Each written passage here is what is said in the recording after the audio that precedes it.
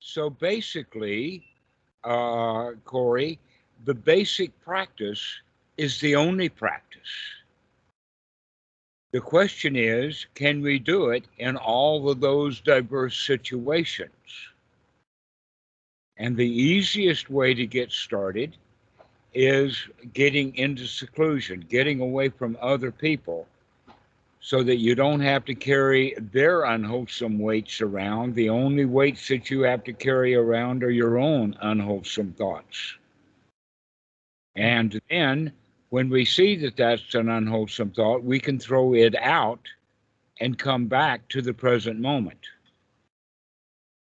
And when we keep doing that over and over and over and over and over again, eventually the mind will kind of settle into or stay into a wholesome state. If we can get that going, then the question is, can you stand up out of the chair that you're in and still maintain that really, really good, gushy sensations and feelings that are associated with the wholesome thoughts? And then can you walk around the room? And then can you say hi to other people and still maintain that? But nobody practices that way. Mm. What they do is they practice as whenever they can and what they do, and then they say, okay, it's time to stop now. I've got other stuff to do. And then they go away and they forget all about it. And then Granny or the mother in law comes into the room and they're right back into their old state again.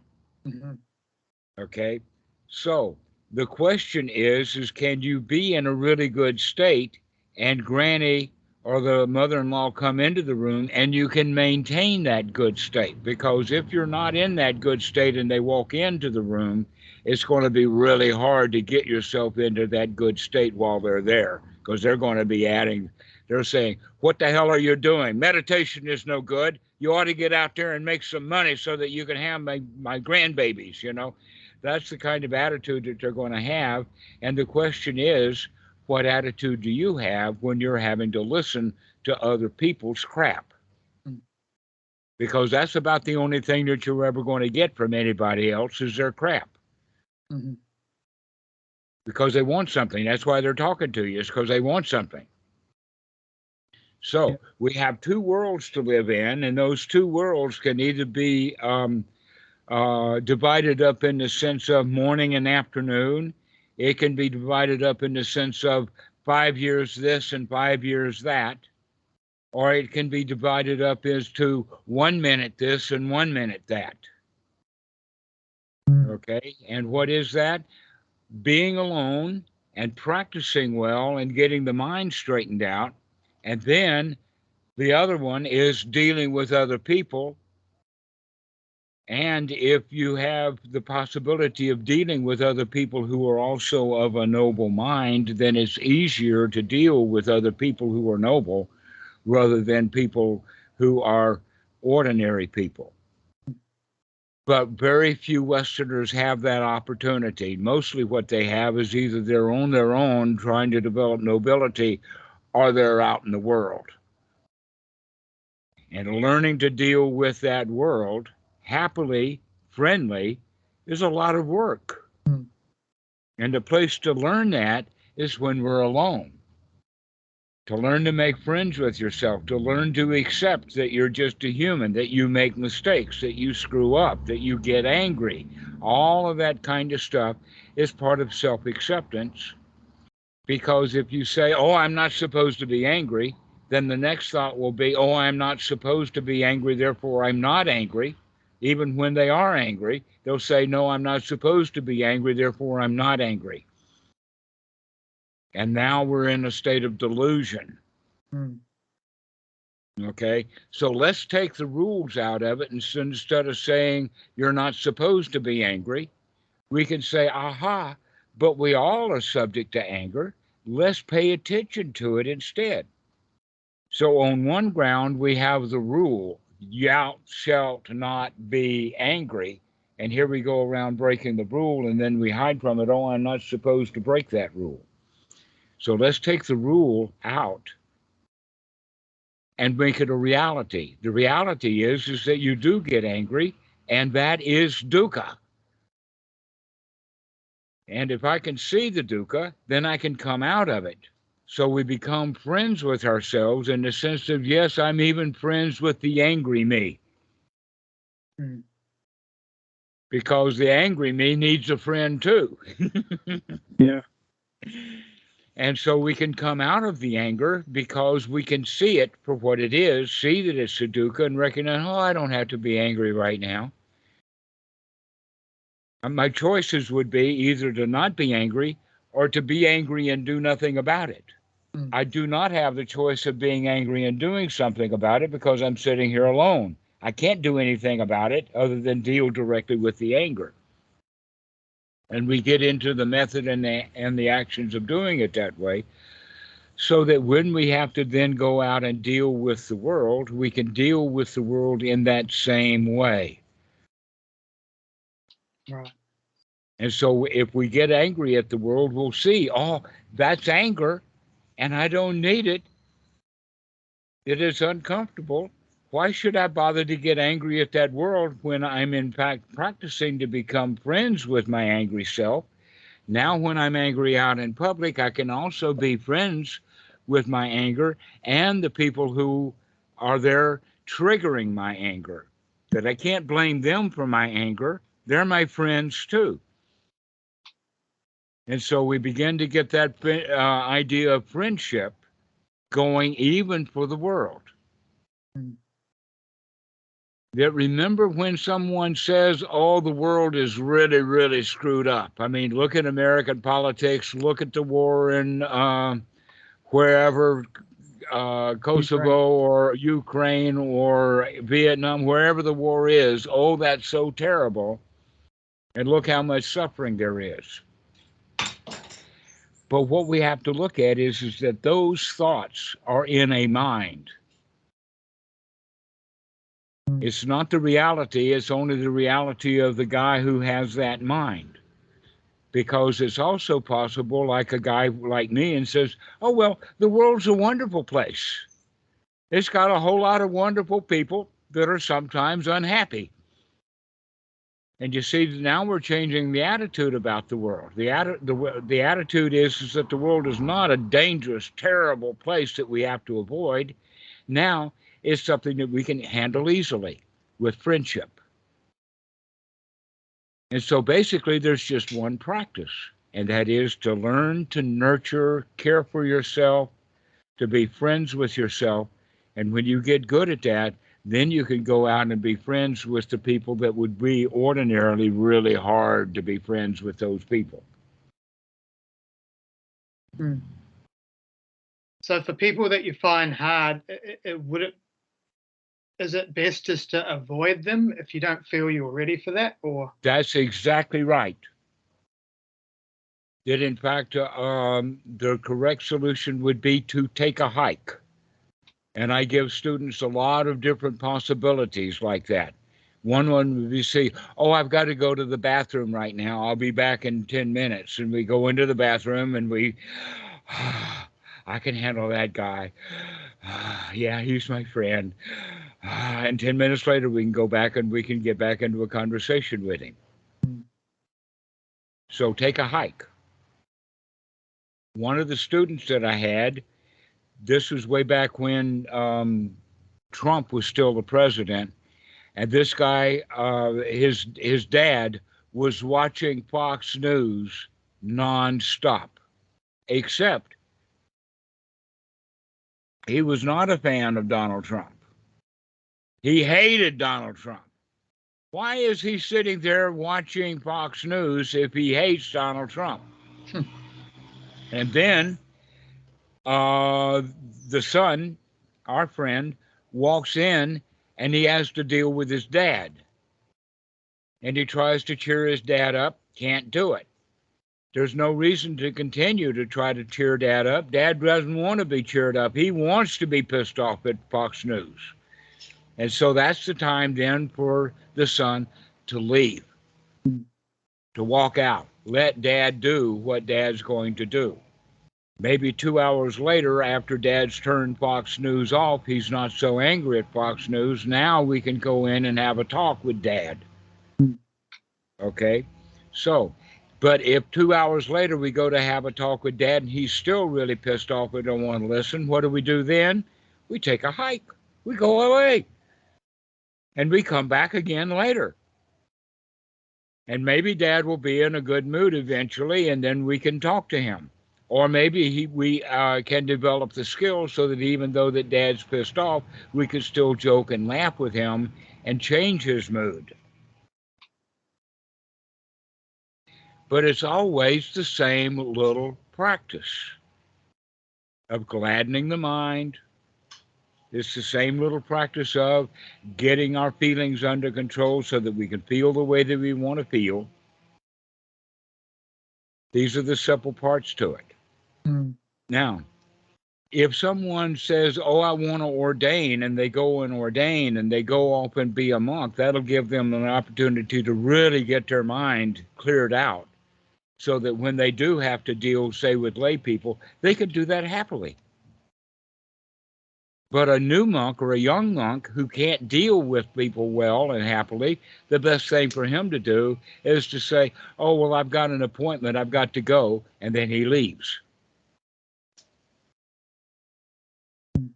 Now, some Christians and philosophers will come into this conversation and say, wait a minute, you're lying. You're telling little white lies. The answer to that is yes, because we're not in the business of making sure that we tell the truth 100% of the time. We're into let's not cause problems, let's not cause dukkha for other people. And that's the rule. Dukkha, dukkha, nirodha. Not thou shalt not lie. Thou shalt not lie is an additional side point because often lies will cause dukkha, but in this particular case, lying to somebody doesn't cause dukkha. In fact, the lie will prevent the dukkha. Okay? In that regard, if a husband goes and has an affair outside of the marriage, and then he comes back home and feels guilty about it, the very worst thing that he could do is to confess to his wife. That's the worst thing that he can do. Maybe he should go and confess to a very good friend, or maybe a preacher or a priest, or if he's got really lucky, he can go to a monk, a bhikkhu, and confess to them and get it off his chest. But if he goes and confesses to his wife, that's going to piss her off big time.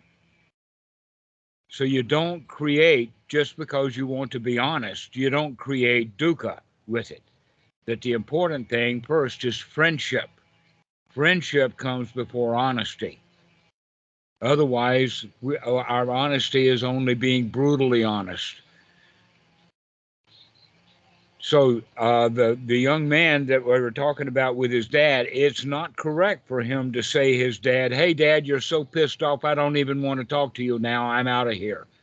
That's the truth. But we don't tell that truth. The truth is that, oh, I need to go do something and I'm out of here. And then Dad is okay. And so this is an important point that we have to understand is that if you're going to deal with the world, honesty is not the best policy. Friendship is the best policy. So the friendship would also potentially help with the guilt that you may feel inside. Because the guilt is ridiculous. It's useless. The guilt that guy feels after he's cheated on his wife is only going to get him into trouble. He should get it off his chest so that he doesn't feel guilty anymore. In fact, the joke is he feels so guilty about having an affair, he goes back to the girl that he had the affair with to confess to her. That's stupid. That's really stupid. Yeah. So, this is the basic answer to your question, is that friendship is more important than honesty. And having friendship on the inside and self-acceptance on the inside comes before we can have friendship and acceptance to those on the outside. Mm. But it's always the same practice. Look at what we're thinking, look at how we're feeling, and make a change. And then feel really good about the change we've made. Congratulate ourselves. Yeah, we can handle this. Yeah, I can handle Dad with his television and his anger at Fox News. That, in fact, if I really got my mind together, I could sit down with him and watch Fox News with him. Then I can say, oh, look at that. That's so funny. Dad wants to get angry at it. And I can say, oh, no, it's funny. Look how ridiculous they are. Mm. And then you can teach the dad how to see Fox News as seeing funny and ridiculous rather than seeing it as an object of hatred. But it always has to do with what mental state do you have, because you always are going to affect the people who are around you just like they affect you. So the question is, who wins that affection contest? Okay, and what I'm referring to right now is within the teaching of the Brahma Viharas, which has metta, karuna, mudita, and upekkha. We're talking about mudita now, which is often translated as sympathetic joy. But in fact, all feelings are sympathetic. That in fact, if someone is angry, their primary business is to get everybody around them angry at the same thing that they're angry at. Mm. With one exception. If I'm angry at you, then I want to treat you so that you become angry at me. But if I'm angry at the bank, I want you to be angry at the bank. If I'm angry at the government, I want you to be angry at the government, because that justifies my anger. That's what the news does, isn't it? Yeah, that's exactly what the news does, is that it's all propaganda. The people at the news station have two businesses. One is that they hate a whole bunch of things political wise, and they want to tell you about all the stuff that they hate. And number two, they want to make a profit off of it. So in the news business, they have the motto: if it bleeds, it leads. So traffic accidents, murders, dangerous situations are always going to be on the front page. And the happy news you have to read on page 11. Mm-hmm. If it's in the newspaper at all, there's no happy news. Why? Because happy news doesn't sell newspapers. Nobody's going to pay a quarter or a dollar to read about happy news. Mm. But they will read about the accidents and the bridge falling and the cop that got shot and all of that kind of stuff. They want. Okay, so this is news. Whether it's on the newspaper or the news internet or on cable news or any place like that, the business of these places is to create a sense of non-well-being. Mm. How else are you going to get people to vote? I mean, if people lived in their country and most of the people in the country were quite happy, comfortable, then they wouldn't be prone to vote. No, you need people to be pissed off and angry or wanting something. So greed, ill will, and delusion is the motto of the news. They want you to go vote. They want you to go vote by either getting you ticked off at one group or promising something to you that you want. Mm. And so the Democrats, they're on the side of, oh, I want you to vote for me so that I can help you do this. And the Republicans will say, oh, I want you to vote for us because we too, like you, are really, really pissed off at the Democrats or at the blacks or at the Muslims or at the Jews or at the immigrants or whoever that we're angry at. We want you to be angry enough at them so that you'll come vote the way that we want you to vote. Mm. Okay? That's the ordinary world. How is a Buddha dude, how is a Dhamma dude going to deal with that? The number one easy way to do with it is to ignore it, to get away from it, to throw it out, to get into seclusion. But once we get our mind together and happily, now we can go back and sit down and watch the news with Dad without getting affected the way that Dad was affected in that story that I told. That I could sit there and I can watch the news, I can watch Donald Trump, and I can say, wow, what a master clown he is. Yeah. Look at how many people's minds he is able to control, and he's a buffoon.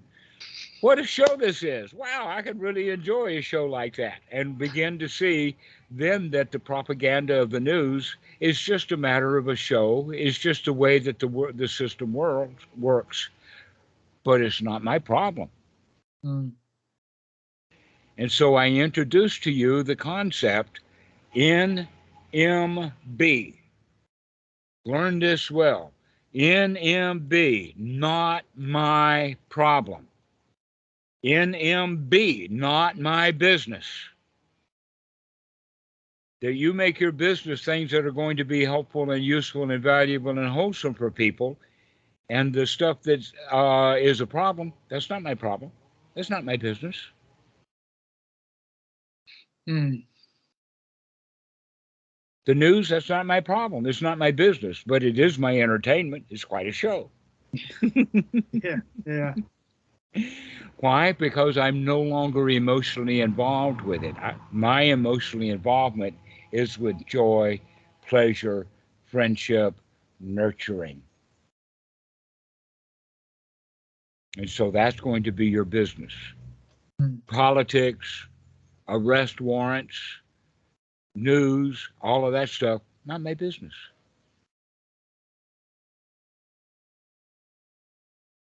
Yeah. So this is how you could deal with the world is first off, all of those problems out there, not your business. An example would be, let us say, because it's such a long-term thing, global warming or climate change. And a lot of people are very, very freaked out about it. I mean, even in New Zealand, people are beginning to see the effects of climate change. Guess what? They don't like it. They don't like it. Okay. What are they going to do now that they don't like it? Well, a Dhamma dude is going to sit there and say, hey, if it's going to get hotter, I can handle that. If I can handle the heat of right now, I can handle the heat of New Zealand when it begins to warm up. A lot of people would, in fact, would like New Zealand to warm up. Yeah. And so the demonstrators don't want it to change. They want it to be the way that it is now. They go out and they demonstrate. Sometimes they'll even get, like in the United States, they'll fly in an airplane just to go to a rally. And they're burning. I mean, if you're going to want to have global warming, if you want to actually do something about global warming, don't drive, don't travel, don't use electricity, live a natural life. Right? But people don't do it in the West. They say, oh no, global warming is my problem. I've got to go demonstrate. I've got to go talk to politicians. I've got to start hating the oil industry and all kinds of stuff like that. To where the reality is that global warming is not my business. My business is, can I handle it? And so that kind of idea then gets us out of wanting to fix things. I mean, there are so many things that need to be fixed, for instance, with one party or another. But if I sit there and think about how can I fix the Republican Party, I'm just making myself miserable. Yeah. But if I say, oh, the Republican Party, they can take care of themselves okay, and I don't have to help them. They probably don't even want my help.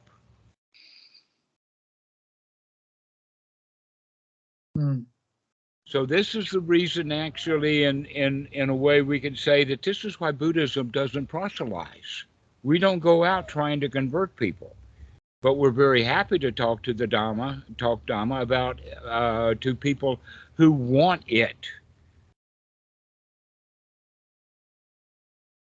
And so that's the way of going is that talk to people about the things that they want to talk about. This is also part of the generosity, unless they want to talk about misery and suffering and all of that. And now we can change it a little bit so that we can get them happy again. So going back to that issue of the mudita, if somebody is really angry, they've got the power. And you all you have to do as a defense is joy. But can your joy grow so that it's so big that it actually will overpower the anger? You've heard of the issue of a spoonful of sugar will help the medicine go down? Mm-hmm.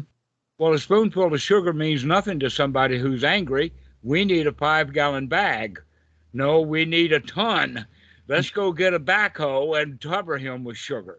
That's how you can get somebody out of anger, is by keeping on and on and on, repeating it, giving them something nice. And so we can, in fact, get people out of their anger, but we have to recognize that if we're not careful, we will start to vibrate sympathetically with their anger, because that's what they want. Mm. But you don't have to once you recognize that. Oh, he just wants to get me angry. I don't have to get angry. He's my friend. Let me treat him like a friend.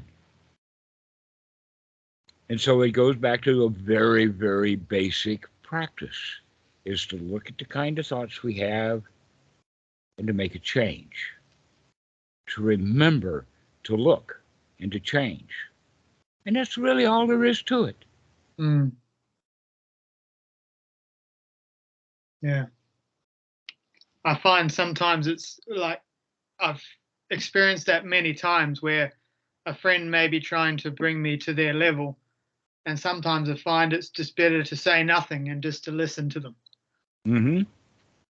Listen with a smile. Mm. Nod and joke. Yeah. Because you can actually affect people just with those mannerisms. How you stand, how you smile will affect people.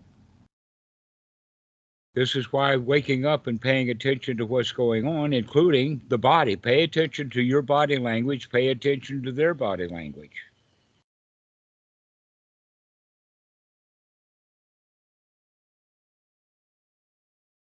Pay attention to your body, the body language, pay attention to the way you feel, and pay attention to the thoughts that you're having. And if their anger is overpowering you, then the right thing to do is to take a hike. Get out of there. And then when you leave, congratulate yourself. Well, I'm sure glad I left that one. Yeah. So the first thing, then, let's do it this way. The first thing is to get your own mind together. Get yourself friendly with yourself. Accept yourself, foibles and all. Allow yourself to be okay. Everything is all right. And now we go and we test the world. And we come in and we say, wait a minute, I'm not ready. Let me get some more. And then we go back and wait a minute, I'm not ready again. Now I can come 3 seconds. Now I have to leave. 10 seconds this time. And now I have to leave. Okay. Then 10 minutes. And then I have to leave. And pretty soon, yeah, I can handle this. And so it's a matter of training. So I would say dealing with the world would be very much like weightlifting. You can't lift 200 kilograms of bad feelings, but you can lift 1 kilogram of bad feelings, and we could do that over and over again, get some strength built up so that I can handle a little bit of bad feelings, and by doing that, I now can handle other people's bad feelings better. Mm. So one way Or to you can occasionally go to the Watt and be around other happy people, and then it's easy lifting. one way to recognize that those negative feelings will be the heaviness that sometimes you can feel. Mm-hmm. Right. That's why we have phrases in English like getting it off her chest. Why? Because it's heavy. Mm. Anxiety is heavy. Stress is heavy. Guilt is heavy. And we need to set that stuff down, get it off our chest, come back to being in a friendly state. So how can you do that? Well, you've already given you the key. The key is that to look. And when you feel heavy, aha, there is heaviness. I see you, heaviness. And now I can do something about it. But most people will go into a conversation that gets heavy, and neither one of them know how heavy it is. But here you are starting to look, and you can recognize, oh, this conversation is getting heavy. Let me get out of here. Mm. And then later, all this conversation is getting heavy. Let me turn it around. Depends upon your skill level. If you can't turn it around and it gets heavy, get out. Mm-hmm. Take a hike. Mm. There's an old story. It comes out of Shakespeare, I think. Oh no, it doesn't. But it references Shakespeare. You probably heard the phrase, "When the tough get going." No, when the going gets tough, the tough get going. Yeah. You've heard that? That's ordinary worldly stuff.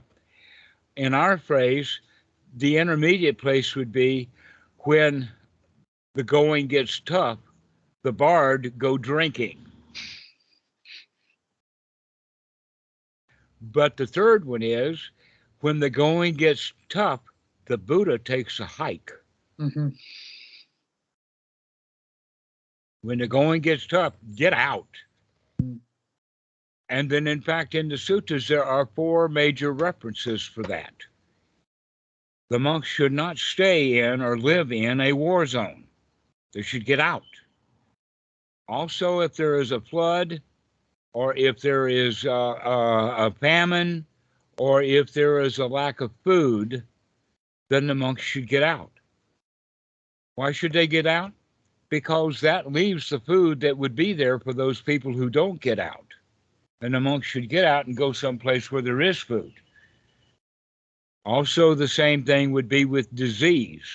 If you've got a community of the Black Plague, don't stay in that community. Get out. Mm. That was the advice for COVID. When COVID comes, get out. And the nurses so many nurses got sick with COVID because they didn't get out when the COVID patients came to the hospital. They stayed in the hospital and they got sick. All right. So in all of these cases, the Buddha's recommendation is to leave. Go someplace else. Find a better place to be. And so if you're having an argument with somebody, the best thing to do is to leave. Go to the toilet. Go to the moon. It doesn't matter. Get out. Mm. Because a monk by himself, for instance, he can't solve a famine. That's too big. You can't solve global warming. There's so many things that we cannot do. We cannot solve. We are weak. We're just a human. But there is so much we can do, like put on a smile, taking a hike, changing our attitude. That we can do. Yeah, because that sort of leads me into another thought in terms of with the expectations sometimes other people, but also mostly ourselves, we put on ourselves, and potentially from our upbringing, expectations from family, friends, and also expectations of ourselves, which can lay very heavy on. Right. Well, those expectations that you're calling would be in the reference that we're using is rules. You're supposed to do this. You're supposed to do that. The society expects you to do that. Right? There's rules here. You got to follow the rules, right? Guess what? The rules generally make us feel bad because our standards and our rules are too high. Those expectations are too much. Stop expecting so much from yourself and just accept yourself the way that you already are. That's not much expectation, is it? No. There's not much of a rule, is it? Just everything's already okay. Love yourself, warts and all, and stop expecting so much from yourself. And that also alleviates you from having to expect so much other stuff from other people. That you only expect the things from people when they agree happily to do it. But other than that, don't expect anything from anybody. Because you'll wind up feeling bad and probably blame them for not doing what you wanted them to do. Yeah. Because you didn't even convey your expectations. You just expected that they would know what your expectations were. That's why the society is so messed up, is because we got so many expectations and we expect everybody to expect the same things as we do. And then you have culture clashes. The example is the Muslims will expect you to behave a certain way and the Christians expect you to a certain way. And if you don't know the difference, you can't move back and forth between those two communities without causing yourself problems. But if you know what they expect, etc., like that, from both of these communities, you'll probably want to avoid both of them. Yeah. Because of those expectations that you don't want to deal with. So yes, that expectation is in fact goes hand in hand exactly. These would be considered in Buddhism the first two fetters. The fetter of personality view, who am I? I'm who I'm supposed to be. And who I am is defined by the expectations that I have for who I'm supposed to be. And so then the second fetter is not the personality view, it's the expectations themselves. And when we recognize that we're only trying to do what we're supposed to do based upon a set of rules that were defined in childhood. Many of them are appropriate, but a lot of them are not appropriate. An example of that is when you approach somebody that perhaps you already know them, or maybe you're just walking into a store and you say hi to the clerk or hello. That's a ritual. It's an introduction ritual. And we expect that. We expect these little rituals that you and I go through it when we talk on Skype. All the people do. They'll say something like, how are you? How you doing? Glad to see you, all of that kind of stuff. Those are expectations that are, let us say, at least only innocuous. But there's a whole lot of expectations that are downright dangerous. Like each person expects the other person to shut up and give me a chance to talk. Yeah. I expect you to shut your mouth so that I can talk. And he's having the same expectation of you, and there's where the argument comes in, is who gets to talk. Mm-hmm. And it's only because the expectations or the rules are different. And if you can change your rules, oh, I expect him to talk, and he expects me to talk, and now we have silence. There's no problem with the silence. Mm-hmm. So that's so much about the expectations. Start looking at what your expectations are, because you can change those once you see them. Mm.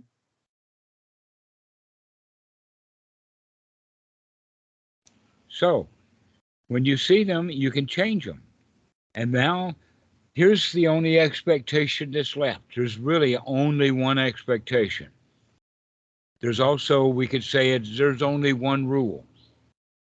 And what is that one rule? It's the teaching of the Buddha. Dukkha, dukkha nirodha. I expect you not to cause me grief. And then later I can say, I expect that any grief that you can give me doesn't stick. Mm. So it's all about dukkha, dukkha, nirodha. If you can stop the dukkha right now, and back to the earlier part of our conversation, would be that if you see the situation getting tense, uptight, then the right thing to do is this is dukkha. Let's take a hike and get into dukkha nirodha. Let's walk away. Let's say goodbye. Let's have an appointment we got to go to. Let's look at the watch and say, oh, well, look at the time. I got to go.